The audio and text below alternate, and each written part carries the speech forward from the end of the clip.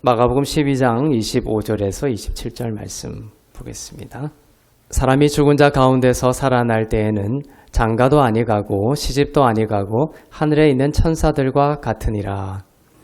죽은 자가 살아난다는 것을 말할진대 너희가 모세의 책 중 가시나무 떨기에 관한 글에 하나님께서 모세에게 이르시되 나는 아브라함의 하나님이요 이삭의 하나님이요 야곱의 하나님이라 하신 말씀을 읽어보지 못했느냐. 함께 읽겠습니다. 하나님은 죽은 자의 하나님이 아니요 산 자의 하나님이시라. 너희가 크게 오해하였도다 하시니라. 아멘. 네, 여러분은 누구입니까? 여러분은 죽은 자가 아니라 산 자라는 것을 꼭 기억할 수 있기를 바랍니다. 여러분은 죽은 자들의 세상으로부터, 지금 이 세상은 죽어 있는 거예요. 성경이 말씀하고 있는 것입니다. 그래서 이런 일들이 일어나는 거예요. 죽은 자들의 세상으로부터 여러분들은 예수님으로 인해 극적으로 거듭나서 살아난 자들입니다. 죽은 자들의 세상 가운데 살아난 자로 살고 있는 자들이에요. 그리고 그렇게 살아난 자들로서 죽은 자들의 세상 속으로 들어가서 세상과 땅의 생각과 원리로 살지 않고 내게 능력 주시는 자 안에서 내가 모든 것을 할 수 있다라는 하늘과 하나님 나라의 생각과 원리를 따라 살아가는 자들입니다. 오늘 마가복음 12장이 이제 좀 긴데요. 조금 읽었습니다. 부분을 읽었는데요. 이 마가복음 12장에는 크게 세 가지 비유가 나옵니다. 여러분들도 잘 아는 세 가지 비유가 나옵니다. 그리고 이 세 가지 비유가 끝나고 난 뒤에 뭐가 붙어 있냐? 그것은 구약의 율법을 이제 하나님이 두 가지의 계명으로 축약을 해서 그것이 어떤 내용인지에 대한 것이 말씀되고 있습니다. 오늘은 특별히 그 앞부분의 세 가지 비유에 대해서 말씀을 나누고자 합니다. 이 모든 말씀을 통해서 예수님은 무엇을 가르치시냐 하면 하나님의 것이 되었다라는 것이에요. 예수님을 통해서 여러분이 세상의 것이 아니라 하나님의 것이 되었다. 그렇게 구별된 자들이다. 그렇게 구별된 자들로서 이 세상을 어떻게 살아가야 할 것인지를 말씀하고 있습니다. 첫 번째로 나오는 비유는 포도원 비유입니다. 한 사람이 주인인데 한 사람이 포도원을 만들어 놓고 농부들에게 세를 주고 타국으로 갔습니다. 이 포도원 주인이 타국에 있는 동안에 농부들은 포도원을 경작했습니다. 이제 어느 정도 시간이 지나고 때가 되자 포도원 주인은 사람을 보냈어요. 종을 보냈습니다. 무엇하기 위해서? 농부들로부터 어느 정도의 소출을 받아오게 하기 위해서 종을 대신 보냈습니다. 주인이 대신 안 가고 종을 대신 보냈습니다. 농부들은 소출을 받으러 온 그 종을 보았죠. 종이 온 것을 보고 그 종을 얼마나 때렸는지 모릅니다. 그리고 빈손으로 돌아가게 했습니다. 포도원 주인은 깜짝 놀랐죠. 포도원 주인은 이제 다시 다른 종을 보냈습니다. 그랬더니 농부들은 이번에는 포도원 주인이 보낸 그 종의 머리에 상처를 내고 능욕하였습니다. 두 번째까지도 실패했죠. 마지막에 또 주인은 다른 종을 또 보냈습니다. 농부들은 그 두 번의 실패를 통해서 깨달은 것이 아니라 더 악랄해졌어요. 주인이 세 번째로 보낸 그 종을 이번에는 어떻게 했냐? 죽여버렸습니다. 주인은 이제 종을 보내서는 아니 되겠다 하고 누구를 보냈습니까? 이 최후의 방법으로 사랑하는 아들을 보냈습니다. 사랑하는 아들을 농부들에게 보내면서 하나님은 이 농부들이 이 아들은 받아들이겠지, 이 아들은 존대하겠지 이렇게 기대했습니다. 그러나 아들을 보냈음에도 불구하고 농부들은 이 주인의 아들을 죽이고 포도원 밖에 내던졌습니다. 그리고 농부들의 생각은 이것이었어요. 왜 이렇게 종들도 죽이고 학대하고 또 최후의 수단으로 보낸 그 주인의 아들마저도 죽여버렸을까? 그렇게 한 그 농부들의 마음이 담겨 있습니다. 마가복음 12장 7절을 보겠습니다.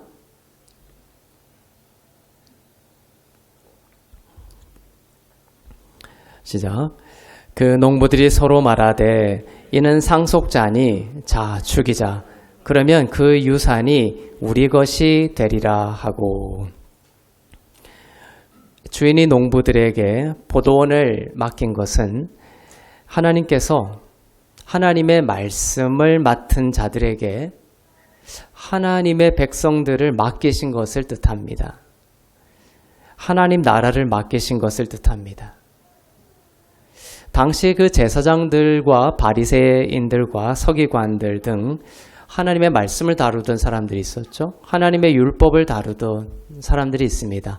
하나님의 말씀을 다루고 가르치던 그 사람들이 있었는데 그 사람들에게 지금 예수님이 비유로 말씀하고 있던 것이었거든요. 그래서 그 말씀을 다루던 지도자들이 이 비유에서 우선적으로는 이 농부에 해당합니다. 결국은 하나님의 말씀을 받은 우리 모두를 나타내기도 하지만 여기에서 우선적으로는 이 농부들은 하나님이 그 주인이 보낸 종과 하나님의 아들을 때리고 죽이기까지 한 이 농부들은 당시 말씀을 맡은 하나님의 백성들을 맡은 하나님의 나라를 맡은 지도자들이었어요. 이 농부들은 어떻게 해야 되냐 하면 하나님의 말씀을 맡아서 백성들을 진리로 먹이고 또 진리의 길로 인도해야 했습니다. 그것이 소출이죠. 자, 진리로 먹이고 진리로 인도해야 되는데 그 진리가 무엇입니까? 진리가 무엇인가 생각해 보십시오. 자, 다른 밭도 아니고 왜 포도원일까요? 그리고 다른 곳에서 왜 예수님을 포도나무이고 그 나무에 붙은 우리를 또한 그의 백성이라고 할까요? 포도가 나타내는 것은 예수님의 사랑의 십자가입니다. 여러분들이 그 포도를 따가지고 포도즙을 만드는 그런 광경을 이스라엘 가면 볼 수가 있는데 그것을 한번 본다면 깊이 예수님을 생각하면서 본다면 나중에 눈물을 멈출 수가 없게 돼요. 그 포도를 따가지고 그 위에 그 사람들이 다 올라갑니다. 그래서 그 큰 대야에 있는 그 포도를 사람들이 다 짓밟아요. 그 포도에서 붉은 포도즙이 나타날 때까지 다 짓밟는 것을 보는데 처음에는 그것을 이렇게 그냥 하나의 문화적인 현상인가 보다 하고 보다가 그것을 예수님이 성경에서 포도나무 또 포도원을 가지고 자신을 이야기하셨죠. 저렇게 짓밟히시는 예수님을 생각하면서 그것을 보니까 참 눈물이 많이 흘렀죠. 그래서 이 포도를 이렇게 가만히 보면 여기에 예수님의 십자가의 희생과 사랑이 담겨 있습니다.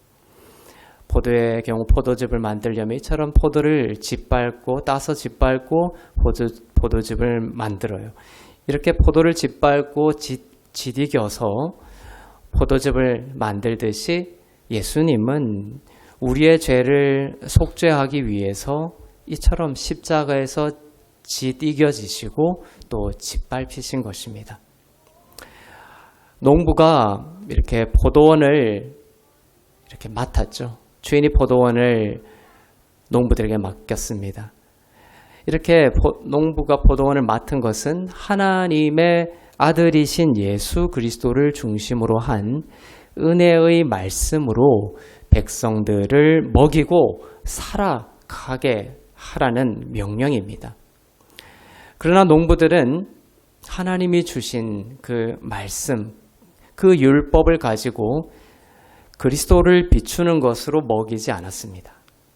하나님의 말씀을 맡아서 이 말씀에 본질가 표면적인 것이 아니라 외연적인 것이 아니라 이 말씀의 본질이 예수님이구나 라는 것을 알고 그 예수님을 그 진리를 사람들에게 먹이고 그렇게 살아가도록 하는 것이 예수님이 농부들에게 포도원을 맡긴 이유였습니다. 소명이었습니다. 그런데 그렇게 하지 않았다는 거예요. 율법을 맡았을 때 하나님의 말씀을 맡았을 때 그것을 그냥 지키는 계명 정도로 생각하고 가르쳤던 것이죠. 성부 하나님이 종들을 보내셨을 때 종들을 때리고 이 농부들은 죽였습니다. 하나님은 예수님 앞서서 많은 선지자들을 보냈습니다. 그것을 말씀하고 있는 거예요. 그리고 그 율법과 선지자가 이면적으로 함의적으로 전하고자 했던 것은 하나님의 아들을 믿고 그분을 주인 삼아 살라는 것이었습니다. 그러나 농부들은 그 많은 선지자들을 듣지 않았습니다. 때리고 죽이기까지 했습니다. 선지자들은 와서 어떻게 이야기했냐면 율법을 지켜라. 그러면 축복을 받을 것이다. 그렇죠? 또 율법을 지키지 않으면 저주를 받을 것이다. 그것을 아주 극명하게 나타나고 있는 것이 신명기 8장입니다. 신명기 8장이 아주 길어요. 아주 길어요. 그것의 표면적인 명령 구조는 율법을 지켜라. 그러면 축복을 받을 것이다. 율법을 지키지 않으면 저주를 받을 것이다. 이렇게 표면적으로 이야기를 했어요. 그런데 하나님은 구약의 율법을 통해서 예수님을 감추어 두신 거예요. 그리고 신약에서 예수님을 드러내신 것입니다. 그래서 예수님을 감추어 두시기 위해서 표면적으로 선지자들을 통해서 주인이 보낸 종들을 통해서 이렇게 이야기를 했어요. 이렇게 선지자들이 와서 표면적으로 이야기했지만 그 말을 그냥 껍질로 먹으면 죽는 거예요. 이 계명들을, 이 율법들을 잘 지키면 축복을 받고 지키지 않으면 저주를 받는다. 이것을 계명으로 받고 열심히 지키려고 하면 도리어 죽는 게 된다는 것이에요. 이 말의 본질적인 의미는 율법을 지키지 못하는 너희는 모두 저주 아래 있으니 그것을 밝히는 거예요. 지키라고 하는 것이 아니라 지키다가 넘어져라는 것이에요.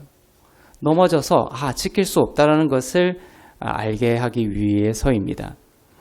너희는 모두 그래서 저주 아래 있으니 누구를 믿어라? 오직 예수 그리스도를 믿고 믿으면 어떻게 되는 거예요? 존재가 바뀌는 것입니다. 복음은 이것저것 하나 지키고 지키지 않는 것에 대한 말씀이 본질이 아닙니다. 복음은 존재를 바꾸는 거예요. 비잉이 바뀌는 것입니다. 참된 비잉에 대한 이야기를 복음이 하는 거예요. 오늘도 여러분이 복음을 듣고 살아오면서 복음을 듣고 이것저것 지키는 것을 복음이라고 생각한다면 잘못 알고 있는 거예요. 복음은 존재를 바꾸는 것, 존재에 대한 이야기입니다. 그리고 참된 존재로 바뀌고 또 하나님의 것이 되었다라는 것에 우리가 몰입하고 거기에 깊이 머물면 하나님이 기뻐하시는 그 두잉을 열매 맺게 되는 구조를 가지고 있습니다. 그래서 이 율법과 선지자들이 표면적으로는 율법을 이야기했지만 본질적으로는 예수님을 이야기하고 있었던 것이에요. 오직 예수님을 믿어야 한다. 그래서 예수님을 믿고 하나님의 것이 되어 하나님 나라의 원리와 예수의 생명으로 살아가야 한다는 것을 숨겨서 전했던 것입니다. 구약에는 반드시 그 껍질 이면에 예수님이 숨겨져 있다는 것을 아셔야 돼요. 구약의 종교 지도자들과 사람들이 그렇게 하지 않고 선지자들의 말을 아예 듣지 않거나 또 듣는 것 같았지만 실상은 율법을 이렇게 표면적으로 지키는 것으로 나의 의를 차곡차곡 쌓아가려는 것으로 받아들이고 가르쳤던 것이에요. 그것이 바로 주인이 보낸 종들을 때리고 죽인 것입니다. 농부들이 하나님의 아들이신 예수 그리스도를 중심으로 한 은혜의 말씀으로 하나님 맡기신 이 말씀과 율법의 본질이 은혜의 말씀을 담고 있는 거구나, 향하고 있는 거구나. 그렇게 알고 은혜의 말씀으로 백성들을 먹이고 살아가게 하지 않았다라는 것이에요. 그들은 예수님 당시에 그 바리새인들과 서기관들과 종교 지도자들은, 장로들은 그 명백한 근거는 뭐냐면 바로 주인이 사랑하는 아들을 보내셨을 때 그 아들을 마저 죽였다는 것에 있습니다.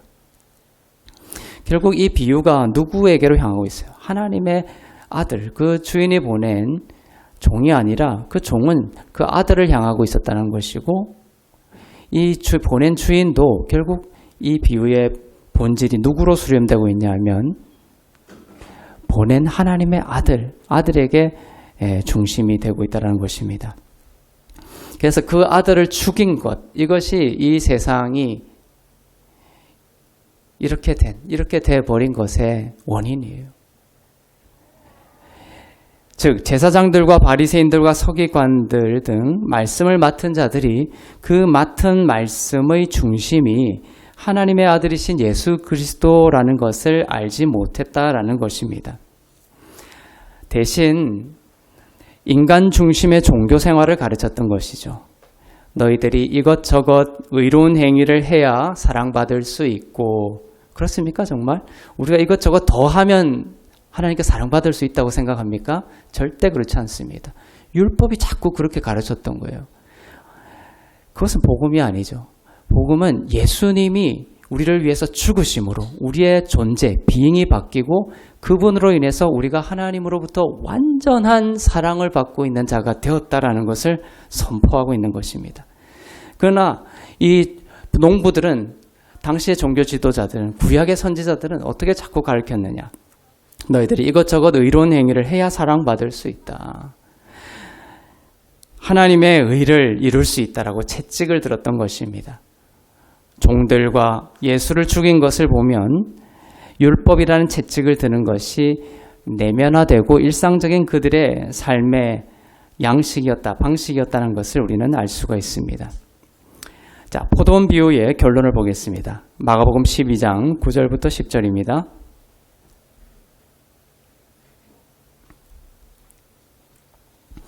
시작. 포도원 주인이 어떻게 하겠느냐? 와서 그 농부들을 진멸하고 포도원을 다른 사람들에게 주리라. 너희가 성경에 건축자들이 버린 돌이 모퉁이의 머릿돌이 되었나니.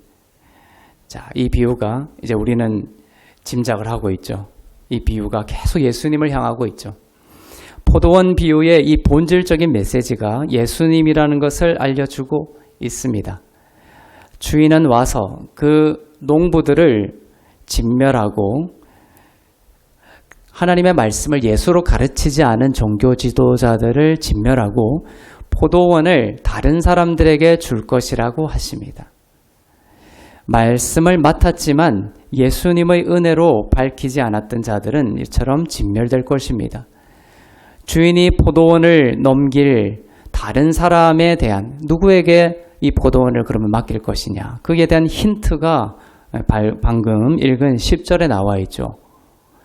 바로 건축자들이 버린 돌이 모퉁이의 머릿돌이 되었다라는 것입니다. 자, 이 머릿돌은 집을 지을 때 그 집의 기초가 되는 돌입니다.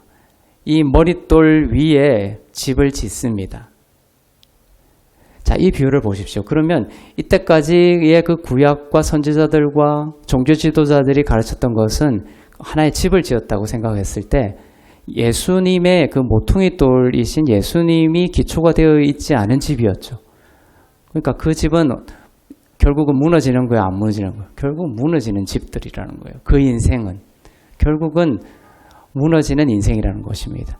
예수님이 오셔서 이렇게 죽임을 당하시고 부활하셔서 집의 모퉁이 돌이 되시고 모든 이제 세워질 집, 지난주까지도 우리는 하나님의 집에 대해서 배웠죠. 우리가 하나님의 집이 되었는데 이 우리라는 이 성도라는 하나님의 집, 교회라는 하나님의 집의 그 기초가 무엇이 되느냐 하면 바로 건축자들이 버린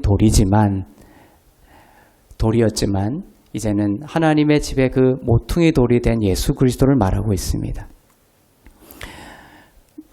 사람들은 하나님의 아들을 버리고 자기가 주인이 되어 살아가지만 그 집과 그 삶은 결국 무너지고 진멸될 것입니다. 그러나 사람들이 십자가에 못 박고 십자가에 버렸던 그 예수님을 내가 믿어서 그분을 내 생명의 근원으로 삼고 하나님의 것으로 내가 거듭나 그 예수님 위에 새로운 나의 자아와 새로운 나의 생명과 새로운 삶을 건축하는 자들은 많은 소출을 맺는 포도원이 될 것입니다. 예수님과 그분의 은혜의 말씀 위에 삶을 세우는 자들은 그렇게 할수록 30배, 60배, 100배의 많은 소출을 맺게 될 것입니다. 더욱더 예수님 위에 삶을 세우세요. 또 예수님, 그 말씀을 예수님의 은혜의 말씀으로 더욱 받아들이고 믿고 또 선포하며 그 은혜의 말씀의 원리대로 살아갈수록 30배, 60배, 100배의 많은 소출을 맺게 될 것이라고 약속하고 있습니다. 그리고 무엇보다도 예수님의 그 죽음을 통해서 예수님이 내 삶의 모퉁이 돌이 되었다. 그래서 내가 하나님의 것이 되었다. 예수님이 모퉁이 돌이 아닌 삶과 예수님이 모퉁이 돌이 된 그 삶이 틀리죠. 그 무엇이 바뀐 거예요? 존재가 바뀐 것입니다. 그래서 오늘 말씀의 핵심은 세 가지 비유의 모든 공통된 핵심은 예수님을 믿어서 내가 세상의 것이 아니라 이제 하나님의 것이 되었다라는 것입니다. 그래서 모퉁이 돌이 나의 기초기 때문에 내 존재가 하나님의 것이 되었다라는 것을 기억하세요. 자, 두 번째 비유는 가이사의 것, 하나님의 것에 대한 비유입니다. 이 종교 지도자들이 예수님을 책잡고 고발하기 위해 사람을 보내서 예수님에게 질문을 합니다. 바리새인들과 헤롯 당원들을 보냅니다. 이 바리새인과 헤롯 당원들은 서로 친하지 않아요. 아주 적대적입니다. 그런데 예수님을 공격하는 데에는 아주 협력했습니다. 그들이 와서 한 질문은 로마 정부에 세금을 바치는 것이 옳으냐, 그러냐, 여기에 대한 질문을 했습니다. 자, 여기에 대해서 예수님이 만약에 로마 정부에 대해서 세금을 내는 것이 옳다, 그래, 세금을 내라, 이렇게 대답을 하면 철저한 민족주의자로 자처하던 바리새인들이 나서서 예수님을 매국노로 정죄할 작정이었고, 반대로 로마에 납세하지 마라, 로마에 납세하면 안 된다, 이렇게 대답을 하면 친로마주의자들로 자처하던 헤롯 당원들이 나서서 예수님을 로마 황제에 대한 반역죄로 정죄할 작정이었습니다. 그렇게 이렇게 바리새인들과 헤롯 당을 같이 보낸 거예요. 예수님이 어떠한 말씀을 해도 책 잡혀서 고발당하게 될 수밖에 없는 그런 아주 딜레마에 빠져 있는 것이죠. 그때 예수님은 데나리온 하나를 가져오라, 이렇게 말씀하십니다. 로마 은화인 이 데나리온에는 어떤 얼굴이 하나 새겨져 있었습니다. 로마 황제의 얼굴이 새겨져 있었습니다. 자, 마가복음 12장 16절부터 17절을 보겠습니다.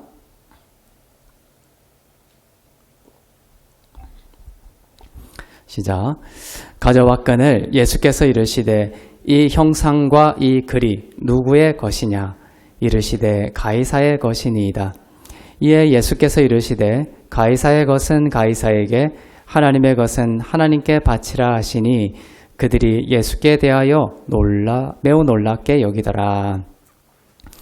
한 데나리온을 가져오라고 했는데 그 데나리온에 로마 황제의 얼굴이 형상이 새겨져 있고 또 그 글귀가 새겨져 있었습니다.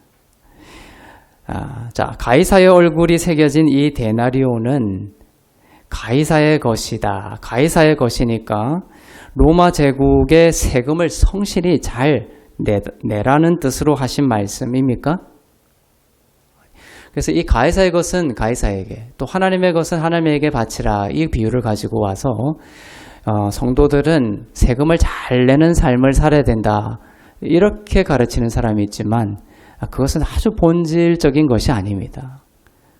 그것은 아무것도 알지 못한 말씀에 대한 해석이죠.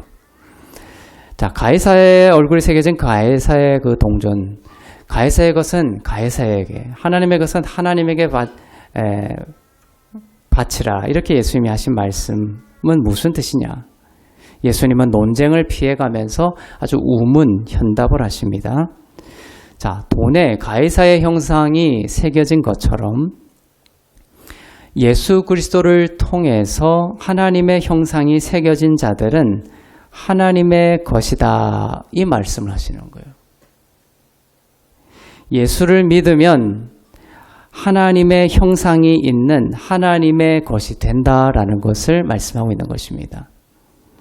앞서 예수님을 모퉁이 돌로 삼은 자들이 누구의 것이 돼요? 하나님의 것이 되었고 하나님의 것으로 구별되고 그들이 하나님 나라의 사랑과 은혜의 원리를 따라 살아가는 것처럼 자, 이 납세 논쟁을 통해서도 하나님은 하나님의 것이 되는 것이 인생의 가장 중요한 문제임을 가르치시는 것입니다.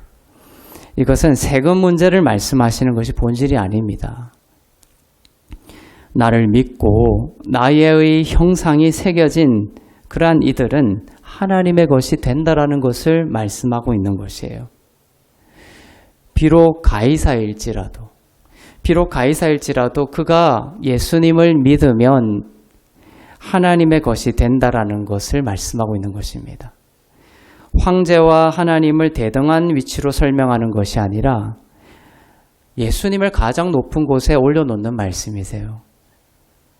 누구든지 비록 가이사 황제일지라도 예수를 믿어서 예수의 생명과 그 형상을 동전에 이렇게 새긴 것처럼 가진 자가 되면 하나님의 것이 되고 나머지는 버려진다라는 것을 선포하고 있는 것입니다.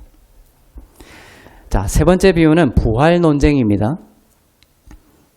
앞서 바리새인들과 헤롯 당원들이 정치적인 질문을 하여 올무에 예수님을 빠뜨리려고 했다가 실패했죠. 그러자 이번에는 사두개인들이 등장해서 부활 교리에 관한 논쟁으로 예수님을 올무에 빠뜨리려고 합니다. 자, 사두개인들은 부활을 인정하지 않았습니다. 내세를 인정하지 않고 천사나 영생 같은 것을 믿지 않았습니다. 그래서 그들의 질문은 이것이었습니다. 만약에 사람이 죽어서 죽은 사람이 부활하는 것이 사실이라면 모세의 율법에 규정된 그 제대 결혼이라는 게 있었거든요. 그 제대 결혼 그 제도에 이것이 모순되는 것이 아니냐. 제대 결혼에 모순되는 것이 아니지 않느냐. 이렇게 질문을 했습니다. 이 제대 결혼이 무엇이냐 하면은 자, 형이 결혼을 했습니다. 제일 큰 형이. 그러면 형이 죽어버렸어요. 아내를 놔두고. 형이 죽었으면 그 아내가 이제 어떻게 됩니까? 제대 결혼하는 것은 형의 동생이, 그 다음 동생이 형의 아내를 취하여 형을 위하여 상속자를 세우는 방식을 말씀하는 거예요. 그런데 이런 경우는 어떻게 되냐는 거예요. 그들의 질문은 일곱 형제가 있었어요. 아들이 7이었습니다. 그런데 제일 맞이인 제일 큰 형이 아내를 두고 상속자 없이 죽었습니다. 그러면 이제 이 제일 첫 맞이의 형의 아내가 이제 누구의 아내가 됩니까? 둘째 아들의 아내가 되는 거예요. 근데 이 둘째도 그 여자를 취하였다가 죽어버렸고 셋째도 그 여자를 취하였다가 죽고 그 다음에 그렇게 7 형제가 다 상속자 없이 죽고 최후에 이 여자까지 죽어버렸습니다.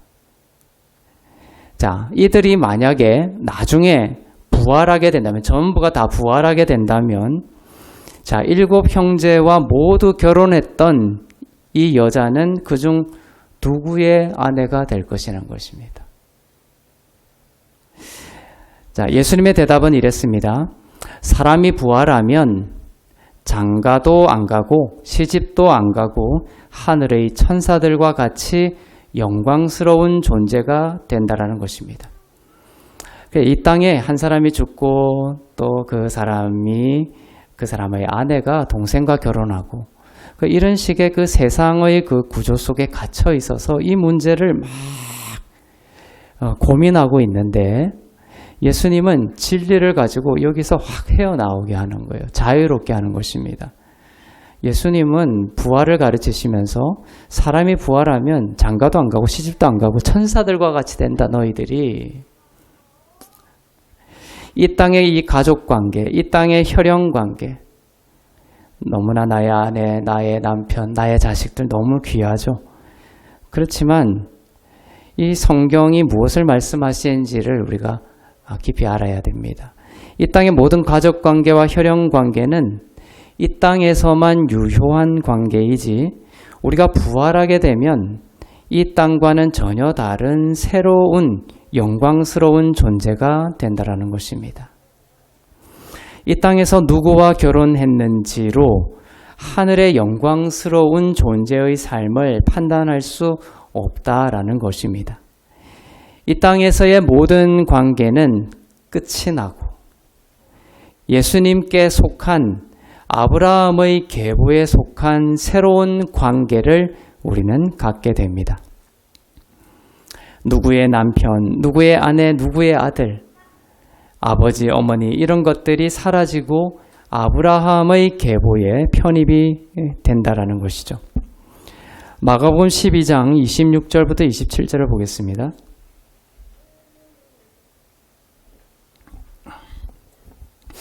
시작.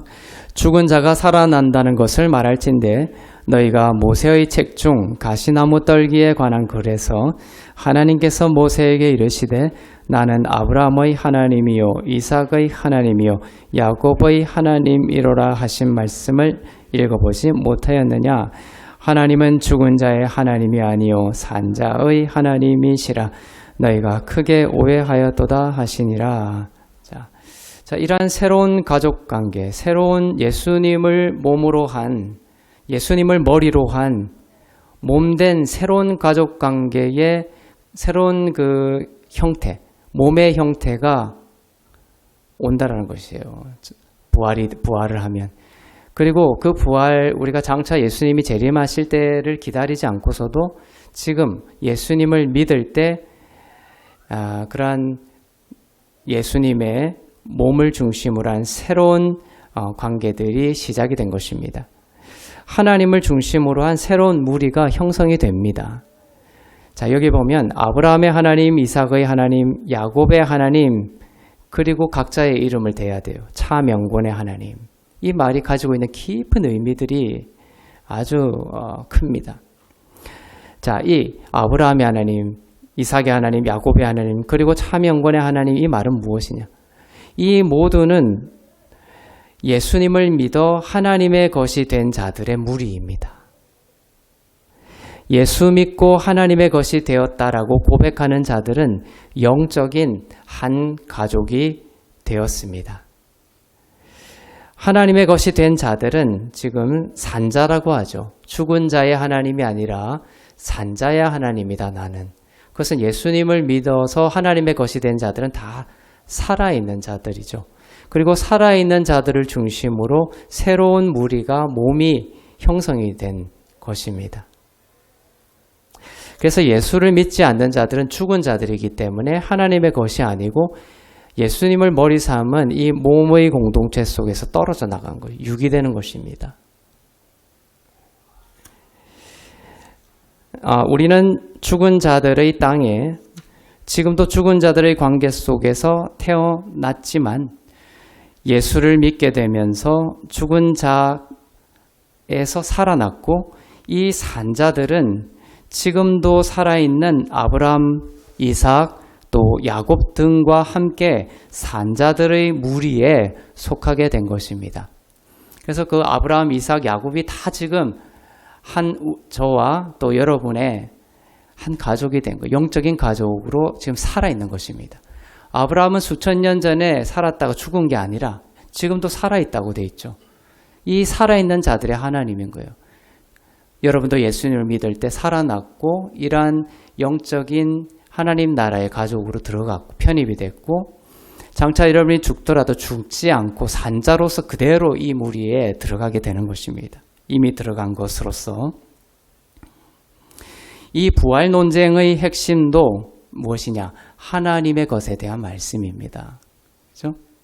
예수를 믿어서 하나님의 것이 되는 것이 가장 중요한 본질이고 이 땅의 사라질 것에 괴로워하거나 묶이지 말고 하나님의 것이라는 내가 하나님의 것이라는 그 하늘의 정체성으로 이 땅을 살아가야 할 것을 가르치고 있습니다. 이 땅을 살면서 왜 우리가 참 많은 경우에 괴롭고 또 허망한 마음이 듭니까? 이 땅을 전부라고 생각하니까 그래요. 이 땅의 가족관계, 이 땅의 모든 혈연관계, 그것이 너무나 끈끈하고 영원할 것 같고 영속적일 것 같고 그렇죠. 그것이 또 좋을 때도 있지만 우리가 본질을 생각하지 않고 살아가다 보면 이 모든 것이 결국은 우리를 묶어버리게 됩니다. 자유하지 못하게 합니다. 그래서 하나님은 우리의 시선을 이런 땅의 원리를 무시하는 것이 아니라 본질을 향하게 함으로써 땅을 대하는 우리의 마음을 새롭게 하시는 거예요. 이 땅의 원리와 이 땅의 생각과 범주에 갇혀 있지 않게 하려는 것입니다. 오늘 말씀은 우리의 존재가 예수님을 통해서 하늘의 존재, 하나님의 것이 되었다라는 것으로 우리의 생각과 우리의 시선을 이동시키는 것입니다. 여러분은 하나님의 것입니다. 그리스도가 하나님의 것이며 여러분은 그리스도의 것이기 때문에 결국 여러분은 하나님의 것입니다. 어떻게 이렇게 하나님의 것이 되었죠? 우리의 행위와 우리의 공로로 된 것이 아니라 오직 예수님의 십자가로 하나님의 은혜로 하나님의 것이 되었습니다. 하나님의 것이 되는 것이 이 땅을 살아가는 가장 중요한 문제이고 숙제예요. 이 땅을 살아가면서 좋은 대학 가고 또 좋은 직장 또 어떤 많은 것들을 모으고 하는 것은 본질이 아닙니다. 가장 중요한 하나님의 우리를 향한 뜻은 예수를 믿어서 하나님의 것이 되고 이 아브라함의 것, 이삭의 것, 야곱의 것에 편입이 되는 이 비잉의 바뀜, 존재의 변화, 이것이 우리의 인생의 가장 중요한 것이죠. 그래서 이 예수님을 모퉁이 돌로 삼지 않은 모든 것은 바람이 불고 홍수가 나고 창수가 나면 다 무너지고 잊혀지고 소멸됩니다. 하지만 예수님을 모퉁이 돌로 삼은 하나님의 것이 된 자들은 새로운 그 영적인 가족관계로 들어가게 되고 이 관계는 영원하게 되는 거예요. 이 땅에서의 모든 땅의 원리는 좋을 때도 있지만 참 많은 경우에 우리를 고통스럽게 하죠. 모든 가족관계든 또 인척관계든 어떠한 좋은 인간적인 관계들도 우리의 기쁨을 주기도 하고 또 고통을 주기도 합니다. 그런데 그게 너무 매몰되어 있다 보면 본질을 가지고 이 땅을 살아가지 못하게 돼요. 그래서 우리의 시선을 오늘의 말씀은 하늘로 이렇게 높여주는 거예요. 자유하게 하기 위해서 그러시는 겁니다. 결국 우리는 하나님의 것이고 우리가 짧은 이 시간, 너무 길게 살아도 100년 정도밖에 못 사는 순식간에 눈 깜짝하면 그냥 우리 이 삶이 다 지나갑니다. 지금 어렵고 힘들고 고통스러운 관계와 어려움 속에 있는 것 같지만 정말 금방 이 시간이 끝나는 거예요. 그리고 영원한 시간이 기다리고 영원한 관계가 기다리고 있어요. 아브라함을 만나게 될 것입니다. 이삭을 만나게 될 거예요. 또 야곱을 만나게 될 것입니다. 또 사랑하는 예수님을 믿고 하나님의 것이 된 우리의 가족들도 만나게 될 것입니다. 그래서 새로운 예수님을 모퉁이 돌로 삼은 새로운 그 가족 관계 속에서 영원한 삶이 이제 되는 것이죠. 그러한 것을 마음에 품고 장차 예수님이 재림하시면 우리가 맞이하게 될 그 새로운 하늘의 관계, 영적인 관계를 우리가 염두에 두고 이 땅을 살아갈 것을 자유한 마음으로 살아갈 것을 하나님은 원하시는 것입니다. 땅의 원리는 사람을 자랑합니다.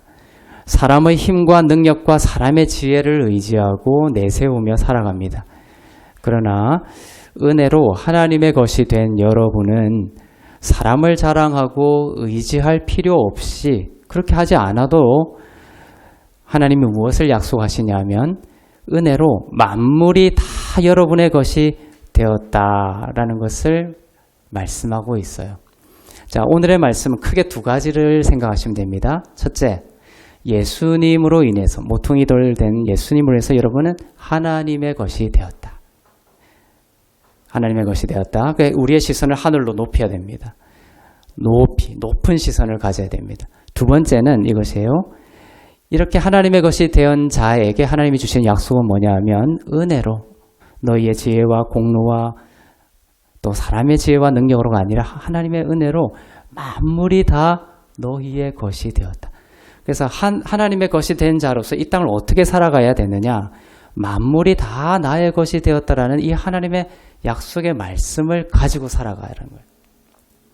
이 땅에 우리를 죽은 자들의 세상 속에 하나님의 것인 여러분들을 보내면서 째째하게 보내지 않습니다. 하늘의 그 문을 여시고 만물이 다 너의 것이다 라는 정말 이 부요함의 아들의 영으로 모든 권세와 능력을 우리에게 주시면서 보내시는 거예요. 자, 고린도전서 3장 21절부터 23절을 보겠습니다. 하나님의 것이 된 여러분에게 정말 만물이 다 너의 것이라는 이 영적인 계한이 필요해요. 계시가 필요합니다. 이 두 가지 중에 두 가지가 다 계시가 부족하든지 아니면 내가 하나님의 것이 되었는데도 불구하고 나는 여전히 이 땅에서 가난하게 살아야 되고 이 땅에서 정말 궁핍하게 살아야 되고 이 땅에서 처절하게 살아가야 된다. 이런 생각 속에 갇혀 있으면 그것은 하나님의 뜻이 아니다라는 거예요. 자, 하나님의 것이 된 하나님의 사람들에게 주신 약속을 보겠습니다. 시작. 그런즉 누구든지 사람을 자랑하지 말라. 만물이 다 너희 것임이라. 바울이나 아볼로나 게바나 세계나 생명이나 사망이나 지금 것이나 장래 것이나 다 너희의 것이요. 너희는 그리스도의 것이요. 그리스도는 하나님의 것이니라. 만물이 다 나의 것이다. 늘 고백하며 살 수 있기를 바랍니다. 그리스도를 모퉁이 돌 삼아 하나님의 것이 된 여러분에게 하나님이 하시는 선포입니다. 사람을 자랑하고 의지하지 마세요. 내가 저 사람한테 잘 보이면, 내가 또 이 사람을 의지하면, 내가 이렇게 인간적으로 뭔가를 하면 저것이 내 것이 될 건가? 이렇게 사람을 자랑하고 사람을 의지하고 만물을 의지하는 것이 아니라 예수님의 것이 되면 만물이 너의 것이 되었다는 거예요. 그러면 감사하고 기도하면 됩니다, 이제. 그래서 저번 주에 말씀과 붙어 있는 거예요. 기도할 때에 믿음으로 구하라. 그리고 의심하지 말라. 그리고 구할 때는 이미 받은 줄로 믿어라. 왜죠? 너희가 하나님의 것이 되었고 만물이 다 너희의 것이 되었기 때문이라는 것입니다. 기도하고 감사로 기도하고 의심하지 않고 받은 줄로 믿고 기도하면 이미 된 여러분의 것이 된 그 만물이 드러나는 것이에요. 하나님의 것이 되었고 만물이 여러분의 것이 되었다라는 이 믿음을 더욱더 가지길 축복합니다. 이 믿음을 가지면 이 믿음이 강해질수록 30배, 60배, 100배의 포도원의 열매를 맺는 것이에요. 이러한 믿음을 가진 자들에게 하나님은 더욱 큰 포도원을 맡기기를 원하세요. 지도자들에게. 부모님들이든 또 세상에서 또 한 영혼을 맡게 되든 하나님은 이러한 믿음을 원하시는 것입니다. 그러니 믿음으로 구하고 의심하지 마십시오. 믿음으로 구하고 이미 받은 줄로 믿으십시오. 세상의 것에서 구원을 받아 하나님의 것이 되었습니다. 이것이 얼마나 놀라운 선포인지 아세요? 아직도 여러분이 세상의 것이다 라고 생각하고 이 세상의 원리에 따라서 닭처럼 닭이 땅에 있는 그 먹이 닭이 먹이 쪼는 거 본 적 있습니까? 저는 그것을 보다가 독수리를 생각하게 됐어요.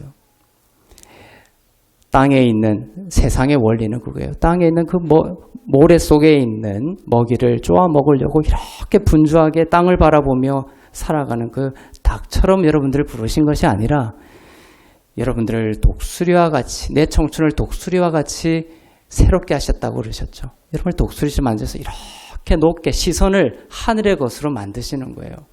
내가 하늘의 것이 되었지 나의 힘과 나의 수고와 나의 노력과 나의 행함과 이것을 의지하여 살아가는 것이 아니라 이제 나의 모퉁이 돌이 예수님이 되었지, 하나님의 것이 되었지, 하나님의 집이 되었지, 그리고 이 하나님의 집에 만물을 다 채워주셨던 거예요. 그래서 이제 이 하나님의 것이 된 자들이 살아가는 하나님 나라의 원리는 무엇이다?